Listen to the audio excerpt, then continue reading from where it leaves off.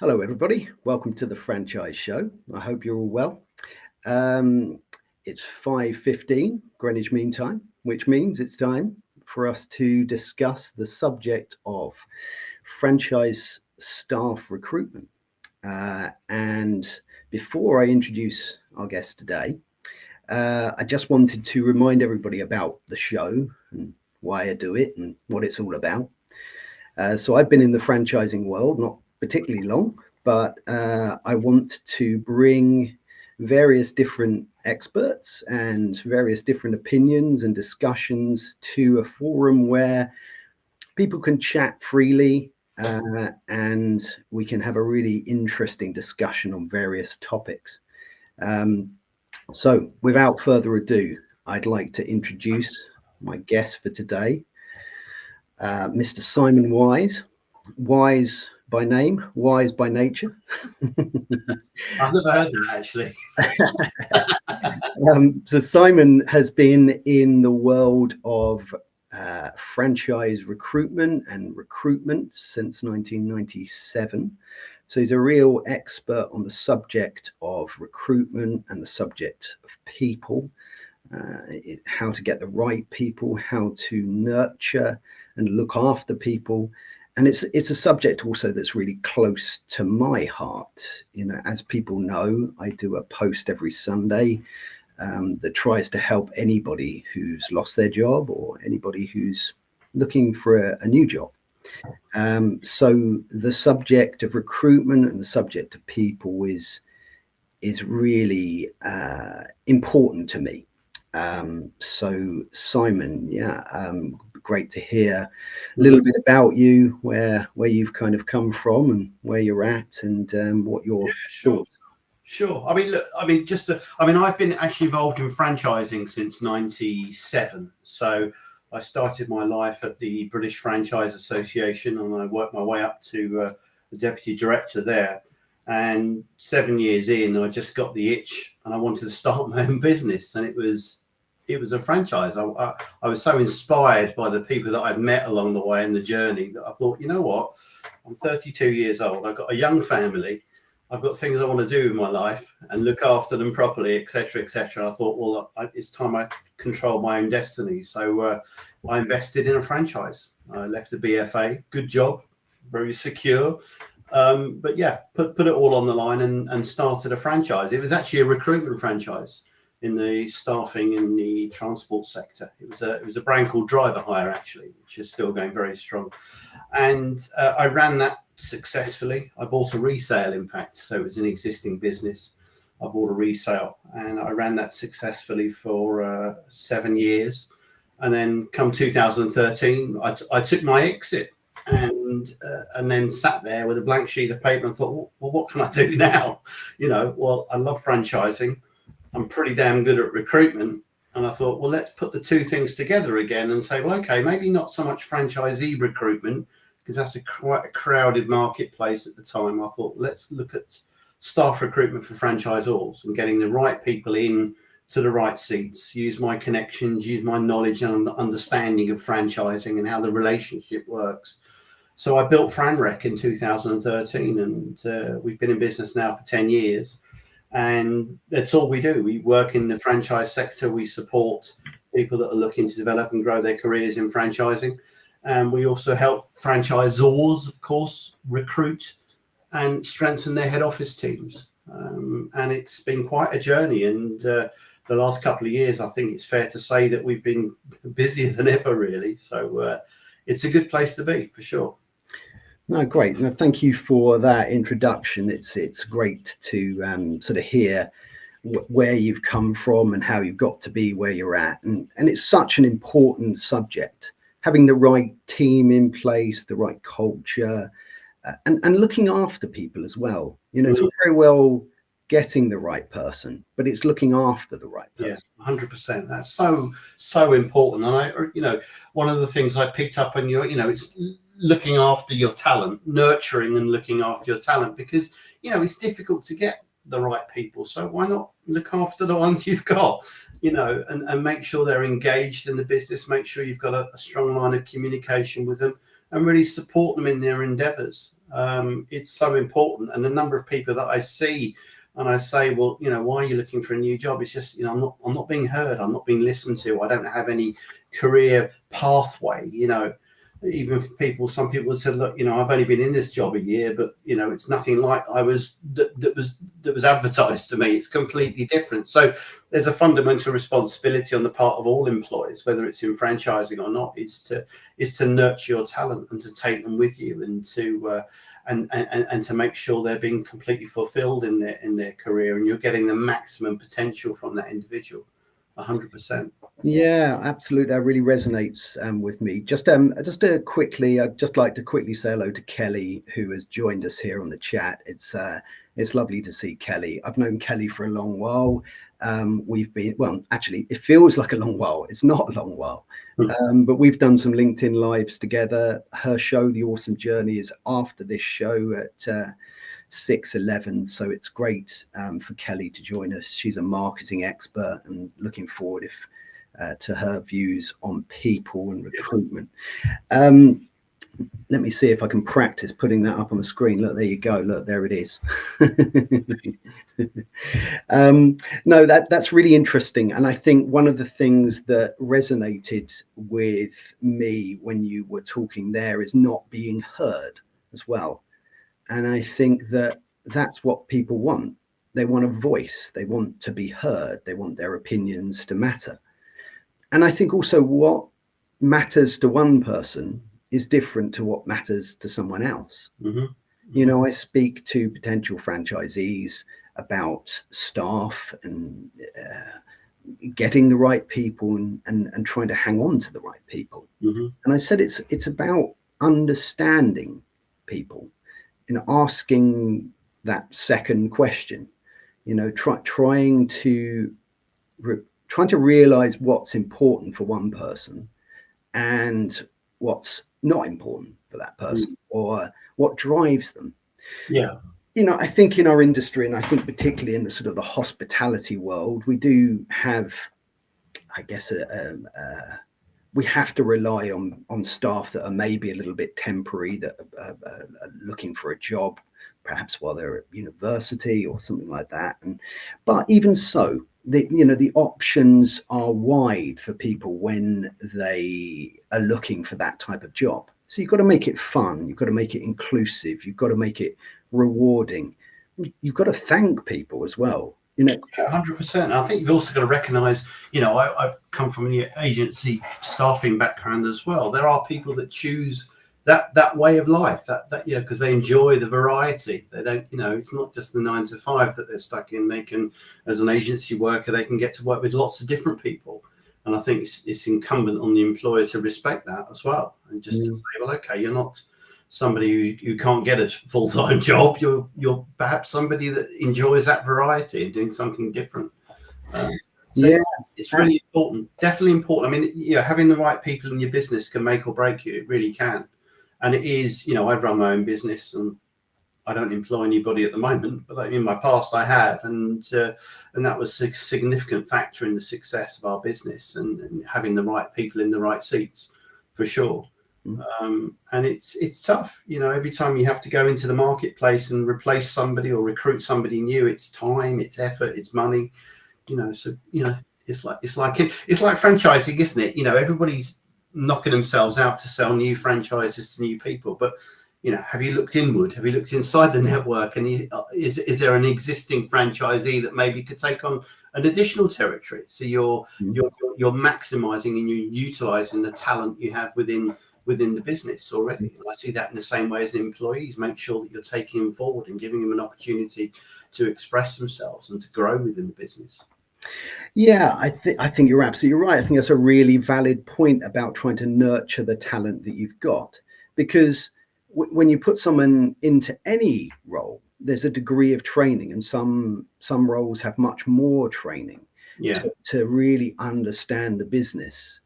And you want to be able to keep those people, not just because it's the right thing to do to nurture and keep people happy in their roles, but also because it has a cost for a franchisor to keep replacing staff if the system isn't right to keep them. Well, there's two costs. There's the monetary cost, and there's also the destabilizing factor for your franchisees as well. You know, if they see the individuals keep changing, those people that are at the sharp end, the coalface, are constantly changing and changing. There's no longevity there. There's no opportunity to build a relationship with, say, for example, the frontline franchise support manager, which is so important. If you're going to get to understand a franchisee, where they're on their journey and how you can help them, you've got to have that longevity in there as well. So, yeah, it hits home on lots of different points. But for me, it all goes back to the recruitment process, the way in which you attract the talent. There's a lot more to it than just sticking an advert on a job board and then being pleased that you've got 15, 20 CVs to go through. It's about attracting the right sort of people and crafting your job ad or your job spec to make sure that you are really focusing on the key attributes that you're looking for. And values and culture really are very much the top of the pile right now. And they've always been, to be fair. We just had them, in the background. But with COVID and that really gave a chance for a lot of businesses to hit the reset button and really say, look, have we really got the right people in the right seats here? And again, that's where we as a business has grown and benefited from, because there's been a process where people are saying, well, no, we haven't got the right people, so we need to go in and have a look at it and start building the team with a different outlook.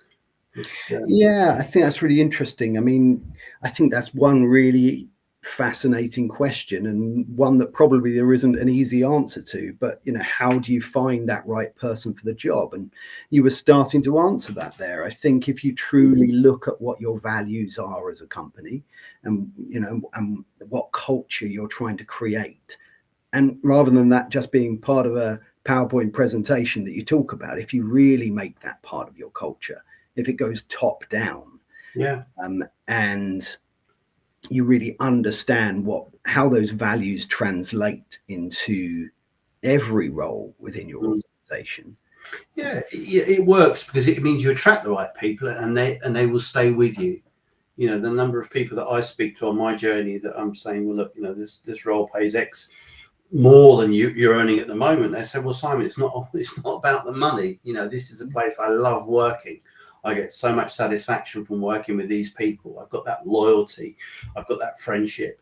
And yes, I mean, we recruit a lot more now on cultures and values, and making sure that they are the right fit for the company, and making sure the company can meet the expectations of the candidate as well. So, for example, if you put in the job ad, excellent career prospects, that attracts people to a role. Then make sure you're fulfilling the promise, that there are excellent career prospects, and those are mapped out at the very start, so the individual's on a journey and they can map that journey with the milestones that they're expecting. So more of a science, I think. Yeah, I think you're absolutely right. I think that's really interesting as well, what you say, because I do a post every Sunday to help people that have lost their job or in between jobs, because I've been in that position in the past. And I think you make some really interesting points. It's a little bit like people put things on a CV, and that's got to be at least translatable into real life and into a real situation. But that's the same as when somebody puts something on a job advert. Like you say, it's got to come true, because those words actually mean something. Correct. It's incumbent on both parties to make sure that the fit is right, and that's what I say to anybody. When we send candidates forward for interview, we give them some coaching, we give them some guidance, we give them an aid memoir that they can look through, but ultimately, and what I say to them is, yes, at the end of the day, you're also there to make sure that it's right for you as well, that the people are right and the progression is right, and what you're looking for. And it's very difficult, and it's very, very disheartening for a lot of people, for sure, if they're looking at applying for lots and lots of different roles and they're not getting interviews, and you become very demoralized and very down. And it's a very frustrating process, for sure. And I think the other frustrating process, again, and this is something that I would flag up, if you are if somebody is taking the time to come and see you and give you an interview and they're not right for you, give them some feedback and tell them why they're not right for you. And that will really help them on their next their next application. So it has to be a positive and useful experience, even if at the end of it doesn't lead to a job offer. The fact is you've got to guide people and help them in that process as well. I think that's really valid as well, because one of the worst things that when you're in that situation of looking for a new role is when you don't hear anything back after you've had an interview, even. And that is a common problem that absolutely shouldn't be there. Well, it drives you nuts, doesn't it? Let's be quite honest, because your life is on hold until you get that phone call or that email to say, look, yes, we'd like to take you on, or it isn't. So, you try and do as much as you can really to make sure that people get good feedback and timely feedback. Look, there are some sectors of industry, education, local government, for example, that you go for an interview on a Monday, you'll get the answer on the Monday. You're not left dangling for a couple of weeks. You get the answer straight away. And I think that's really important, because people need to get on with their lives and learn how they've done, and if they haven't done quite right, then give them time to adjust and prepare themselves for the next journey. Yeah, I think you're absolutely right. A question that I had for you, which I'm really interested in your answer, in terms of sort of frontline staff. Yeah. So we're talking about people who work sort of the day to day and really sort of make all of these businesses work, whatever that business is. It's always a challenge getting those people, getting the right people, keeping those people enthused. And I think, in franchising, it's absolutely a challenge, whether it be in hospitality or whether it be in other industries, to get the right people and to keep those people happy in their job. What's your sort of take on that, and how do you get those right people and how do you keep them happy? Well, it starts, it's really important, and as I said, it all starts from the first process of recruiting those individuals. Make sure that you know exactly what you want, and make sure you recruit the people that are right for the business. Look, they might not have all of the skills you're looking for, but if they've got the right attitude, the right motivation, they can really align themselves to what you do, and they're showing a real passion and an empathy for what you do as a business, then for me, that is one of the most important things. Skills and can be taught, operations or whatever it may be, can be taught through training and what have you, but the individual's got to have that real drive and understanding and real click with what you're doing as a business. And I think that leads on to everything, really. Look, it's like that, the same thing with franchisee recruitment, isn't it? If you recruit the first person that's waving a checkbook at you, the chances are 9 times out of 10 it will be a disaster. But if you take your time and recruit people that are right for the business and will fit and understand what you're doing and show real connection, then that will be a very prosperous and happy business relationship. But it goes back to, again, transparency, what your intentions are, being honest, and finding out what people really want. If they're looking to be, promoted within 2 years, and they want their salary to be X, and they want to be traveling all around the world doing X, Y, and Z, and that's not achievable within the job, then they have to know about that. There's no point taking somebody on just for here right now. You've got to think about that. So it's just about selection and I guess common sense, really, isn't it? It's about getting the right match and getting the right people that you can work with. And how do you keep them with you? Well, you've got a communication, engagement, employee engagement is massive.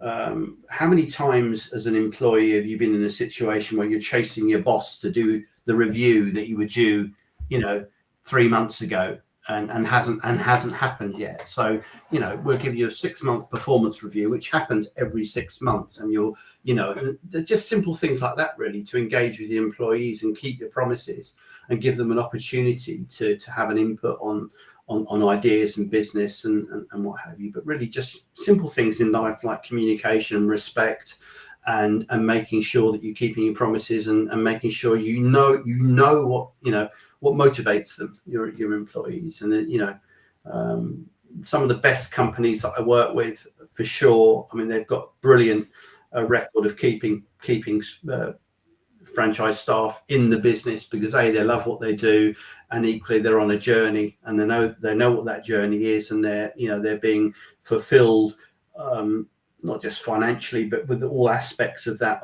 particular role, and their career is being developed, and they've got a real interest in the business, and they take some ownership of that as well.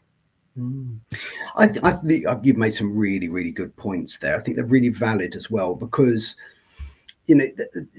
the various elements that attract people to a role and keep them to in the role.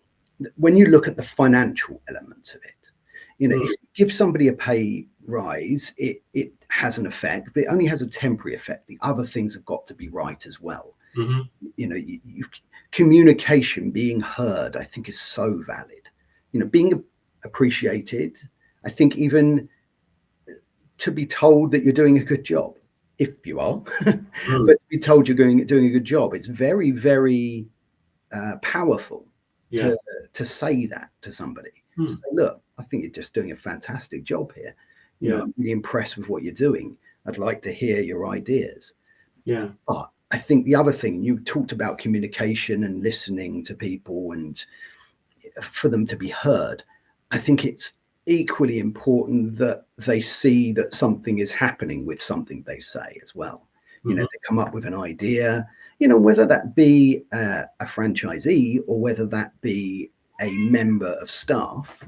It's just really important that something happens after the meeting or after the suggestion, even if it's not quite right at the time.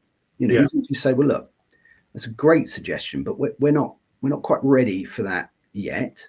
It might not fit right now, but we like it, and and this is when we're going to do it.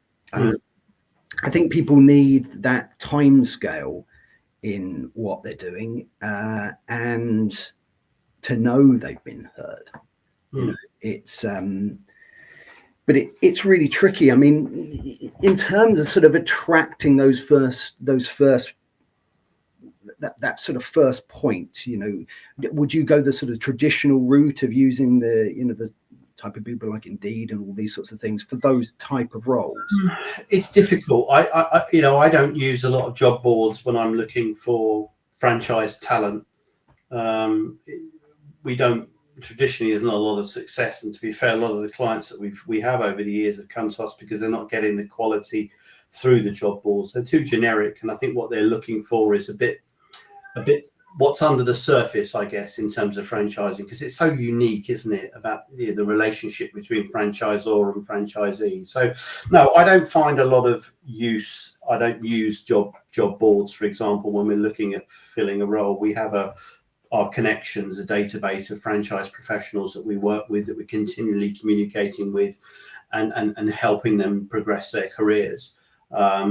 We do a lot of headhunting as well. Again, looking, utilizing what we know about the franchise industry, what we know about the business and the type of people that work with the franchisor, then we can hone those skills and identify and approach people directly. So in franchising, I mean, I'm only saying this about franchising, I don't particularly find the job boards very, very useful at all. Even for those sort of frontline staff?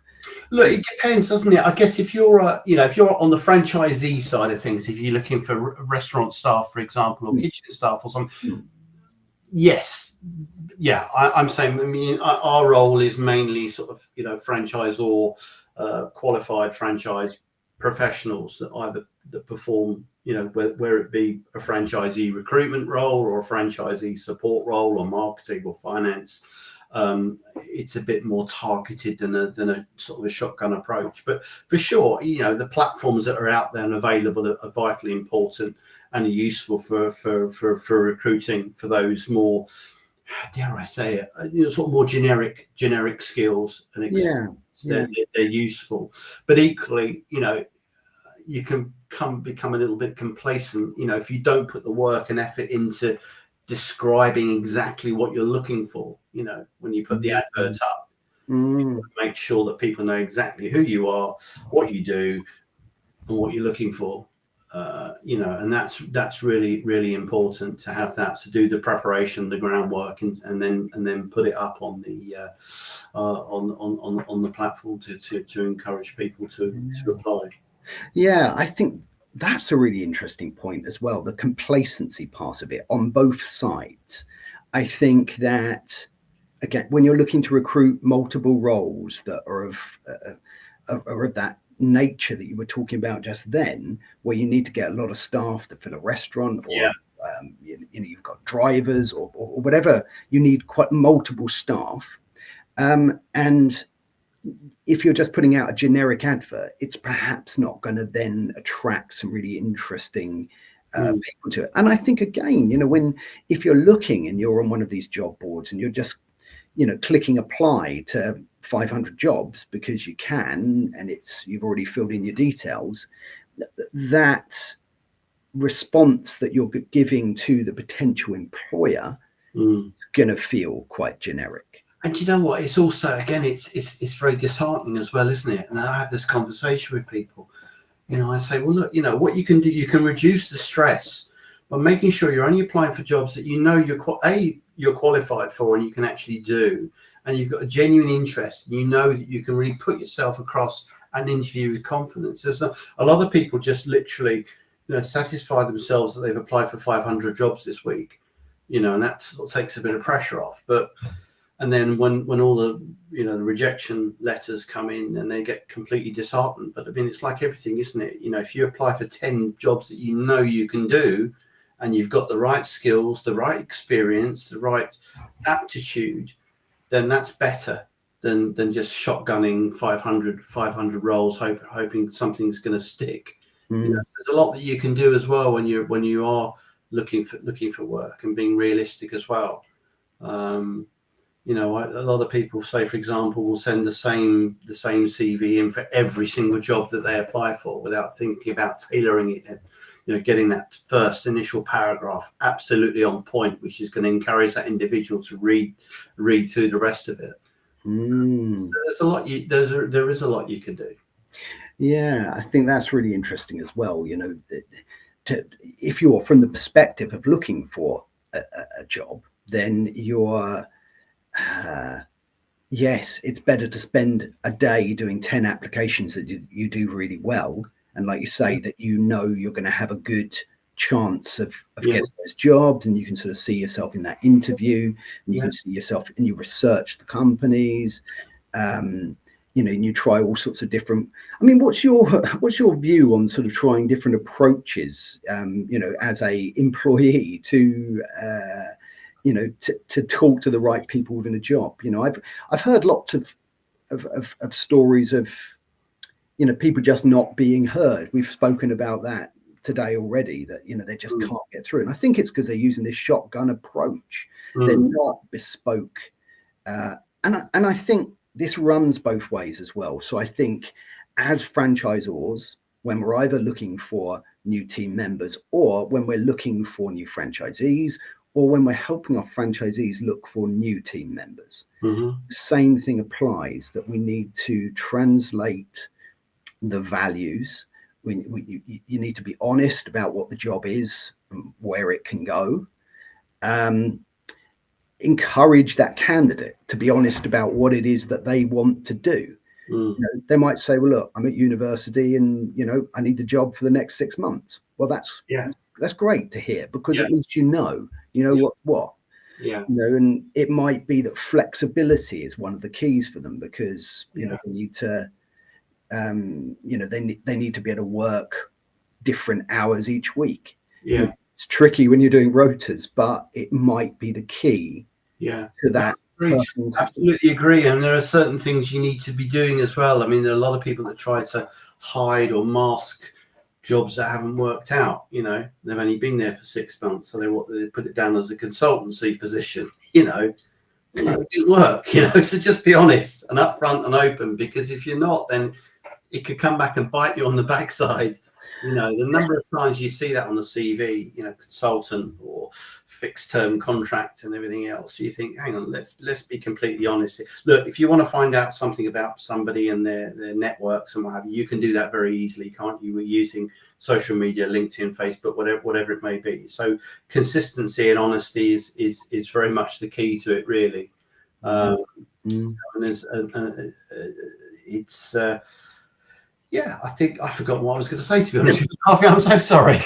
I think there's honesty for you, but yeah, it's exactly that. It's just making sure that look, how many people do I see, for example, that they send me a CV, and then you look at their LinkedIn profile and it looks completely different. There's jobs in there that are not on the LinkedIn profile, that are on the CV. So there are certain things you can do just to take away that element of doubt, from the mind of any employer.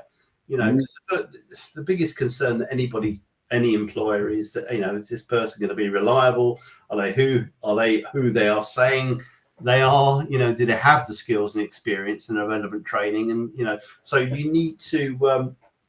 There are certain things you need to do, and honesty and openness is the most important thing. Yeah, I think you're absolutely right about the honesty part of it, because in the world we live in with social media, it's very easy to see who somebody is. I also think that was very valid, what you said earlier on about that skills can be taught, but sort of values, who somebody is. If you speak to somebody and really find out just about who they are as a character, and whether that sits well. Yeah, and think about that in the interview process as well. You've got to allow yourself a time to try and get to know somebody.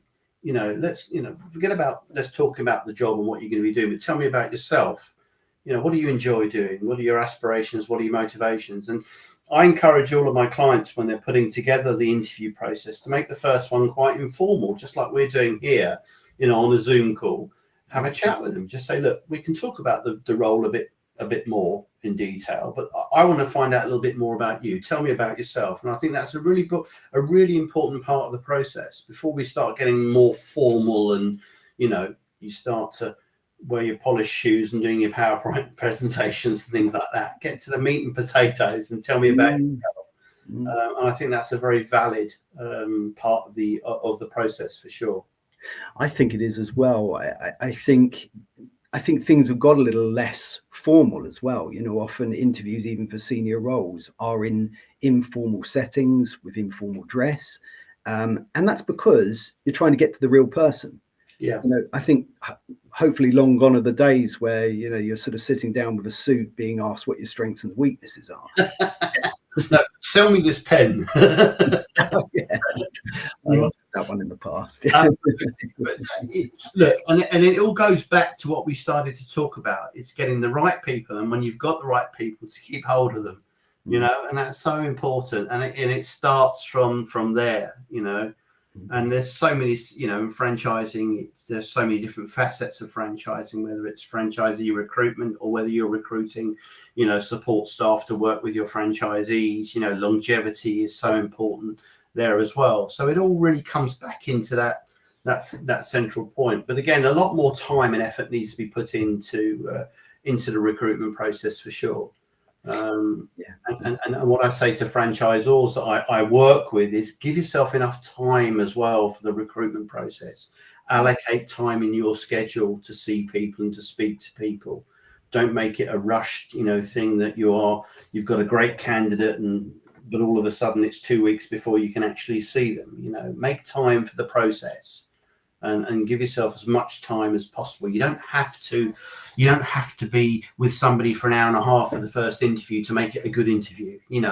They can get across what they need to get across in half an hour, for that first meeting or whatever. So, a common sense approach, really, I guess, but it's all fundamental to getting the right people into the business. Yeah, I think that's quickly before I touch on what you've just said there, I've got to say hello to Mr. Don Cohen, who has popped by to say hello, because Don, another great guy, he has a show before this one. Okay. It's called Hour of Empower. It's well worth watching. I've been on the show, but I get plenty of value from the show. And he's a chap of considerable experience. So anybody who watches this, I would definitely recommend checking out both Don and Kelly's shows. But yeah, what you said there, which I found very interesting, is making time for the process on both sides. And time is a really interesting thing certainly in an interview situation, because it's often a perceived thing that if an interview is very short, it hasn't gone very well. Mm. And that's not always the case. Like you say, that early interview, I can pretty much get the feel of a person very quickly when I speak to them, and I think most interviewers are the same. They just get a feel for somebody and their values, in that informal chat, which is so much more valid than a set of predetermined questions. Just quickly, as we're sort of coming to the latter part of this, I'm experimenting with doing something. LinkedIn provides something called collaborative articles. Now, collaborative articles are a series of AI produced articles of which they're looking for real input from people within specific industries. Now, if anybody sees a top voice badge on somebody's profile, that's because they've contributed towards a collaborative article. The way I looked at these collaborative articles is they're only truly collaborative if I collaborate with somebody to put something in there. So I just wanted to share the screen and see what your thoughts are on this particular subject. So this is a collaborative article that is titled, "How Can Your Franchise Staff Learn and Grow Continuously?" And this is the part that it would be interesting to discuss. So it says, choose the right methods. And I think it's really valid because I think that people have different ways to learn. It says the next step is to choose the most suitable and effective learning methods for your franchise staff. Depending on your budget, time, and resources, you can opt for different types of learning, such as online courses, webinars, workshops, coaching, mentoring, peer-to-peer learning, or self-directed learning, which I'm not even sure what that is, but you can also mix and match different methods to create a blended approach that caters for different learning styles and preferences. What's your sort of thought on that? I think the last part of that is the most important. A blended learning approach that caters to different styles of learning preferences. That's so important. We're not all the same. I mean, there are. I used to hate those courses where you'd go onto them and then you'd have somebody standing at the front and just giving you information download. Whereas the ones that you were allowed to interact a lot more with your fellow delegates and talk about a problem and collectively come up with a solution were a lot more valuable, and you could take ownership for them as well. That's just me, but I mean there are other people that prefer the information download. So I think it's got to be a blended approach that caters for different learning styles and preferences. 100%. It's not one size fits all, is it? No, it definitely isn't. I mean, when somebody is learning to do something, is there a particular method that you think is effective, or do you that blended approach of all of those things? I mean, it depends on the individual. If it's a manual process, if it's, say, for example, you're a landscape gardener that's working for a franchise grounds maintenance, and you need to you've got to learn how to operate the machinery, isn't you? That's very much a hands-on demonstration of doing it. You learn by example. So I guess it depends very much on the industry and the skills you're looking to impart on the individual. In terms of leadership, coaching, and mentoring, a lot of that is all about leading by example and learning about different styles from people demonstrating it to you on a one-to-one basis, and sitting in on meetings and interviews and things like that. Yeah, absolutely. I mean, I've gone through, as I'm sure most of us had, various different training seminars, and it's always good if these things are mixed up a little bit, Yeah. have things to kind of break up the talking part of it. The show that I do with Don Cohen, who was here on the comments, I often bring in a prop, and the reason that I do that is partly for the fun, but also because it breaks up the rhythm and it's something different and it's something interesting and it's visual rather than talking. Yeah, there's different things, isn't there? There are certain, the learning depends on what you're trying to achieve. I said if it's operating a machinery, then there are certain things you have to do, and there isn't much deviation around that. But if you're trying to teach somebody how to mentor, how to coach somebody, then there are softer skills involved in there as well, and other ways of doing it. I started my life in the financial services industry, and part of the training there was role plays, and they were brilliant, really useful. It wasn't all classroom based. It was role plays in different scenarios, and those are the ones that always stayed longest in my in my mind. That's really interesting what you say there about how long it stays in your mind. Just quickly before we discuss that, so what I've done with this collaborative article, and which is what I'm hopefully going to do each week, is I've added a summary there of what you have said, and I've put your name on there. Now, if anybody comments when we put this up as a YouTube or when we do YouTube shorts afterwards, I'm hoping to add some more contributions from other people, but I'm going to stop sharing that now. Oh, that's great. I need to get back to what you said about role plays, because I have definite experiences of role plays, and I'm not sure if they're positive or not. When I was at college, we had to do them, and they were filmed, and I was absolutely terrified. And I remember one poor girl just completely froze and just didn't know what to say. She was being filmed. We weren't allowed to help her because it was being assessed, and it was awful. But I remember it. And I remember the other role plays that I've had to do. I think as you get older, it perhaps gets easier. But I think sometimes when it's like using scripts and not using scripts, if you don't use a script and if you just have a subject to talk about, you can just talk freely.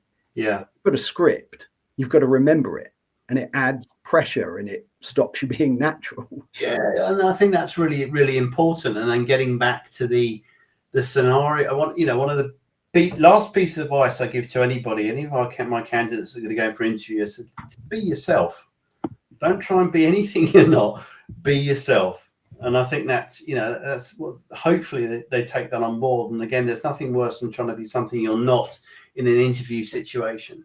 This is me. I can't do anything to change that. You either want me for who I am or you don't. It's as simple as that. So you can't keep that pretense up anyway. If you're not who you are at an interview, then you're either not going to get through the interview process, or you're not going to be staying long in the job, because and it'll drive you nuts as well, because you'd be completely stressed out about letting the car go. This is who I really am. But no, you know what? It's all about everything we talk about is not, you don't have to have an MBA or whatever it is in philosophy or whatever, I don't know. But it's common sense, and it's just thinking about that. And we try and encourage that for anybody that's going for a job as well, and make sure it's the right role that you're applying for first of all, and you're in an environment where you can talk confidently. An example being, particularly in franchising roles that we on the franchisor side, they're very competency-based driven. For an example, we do a lot of work for franchisors recruiting frontline franchisee support staff. And they want to have the candidate be able to demonstrate that they've got experience supporting franchisees at whatever stage they're on that franchisee life cycle. So the competency-based questions become really relevant. Tell me about a time when you worked with a franchisee that was underperforming, and you helped them turn the business around and get them back on track again. All those sorts of things. So the point I'm trying to make is, if you apply for a role, make sure you've got some good experience and you can bring out some of those nuggets and examples, because that's what people are going to want to hear. I've worked in franchising and recruitment all my life. I wouldn't know the first thing about brain surgery, so I wouldn't even attempt to try and talk about it and share my experience with it. But I can tell you about franchising, and I can give you some really nice stories and anecdotal stories that will give you the confidence that I know what I'm talking about. No, I think that's really valid. And when you were saying about brain surgery, it just reminded me of a Mitchell and Webb sketch. I don't know if you've seen it, but no, I've got the same hairline as David Mitchell, though. But yeah, I think that's really valid stuff that you said. Just very quickly, there's somebody who I'll just put up there, a chap called Kevin. You know Kevin, yeah? Yeah, he does a lot of really good work with franchisors on video and presentation. Yeah, so I wanted to just quickly recognise Kevin before we sort of conclude things, because I've got a meeting with him because he's a bit of an expert on video and all of the things that are really important to try and promote whatever you're doing in franchising, whether it's recruiting staff or whether it's trying to highlight something you're doing in marketing. Having good video is really important. So I'm really looking forward to my chat with Kevin. As I say, we're sort of coming to the end, but just to sort of get your final thoughts, and also if there was some interesting questions that you might ask a potential employee, or what are perhaps the big questions that you should ask on this subject? I think it's just you want to know what their ambition is, what's their motivation, what gets them out of bed in the morning, what puts fire in their belly, what are they passionate about, because that will translate into their working environment. I think that's get to the meat and potatoes, find out what these people are really all about. From an employer's point of view. But no, just to wheel it back, I would encourage anybody that's looking at interviewing for a role is to try not to get everything done in one meeting. Look at maybe a 1, a 2 or 3 stage process, but make sure you have an opportunity and you set about some time to find out about what makes that individual tick on a one-to-one basis. Before you dive into all the intricacies of the role and the housekeeping, etc. Get them to tell you about yourself, and get them to tell you what they really like and what they enjoy doing and their personality, because that will tell you a lot about whether they're going to fit into the organization and whether this is somebody you could see, staying with you for a while and developing and growing in your business. That's absolutely fantastic, brilliant stuff, and really valuable. And I hope that when people see the video, it's going to go onto YouTube and be produced in various other different ways. But I hope people get some real value from it, because I certainly have, and it's been a real pleasure chatting to you today, Simon. Thank you so much for your time and for those valuable contributions. It's been really good. Harvey, thank you very much for the opportunity. I know I talk too much and I do apologize, but I love franchising and I love recruitment as well, and any opportunity to talk about both is very welcome for me. Fantastic. Well, that's great. That's it for today. We'll be back next Tuesday on a live, and all of these can be seen at your leisure on various different platforms that I will advertise. So until we meet again, take good care, everyone. Bye-bye. Take care. All the best. Bye-bye.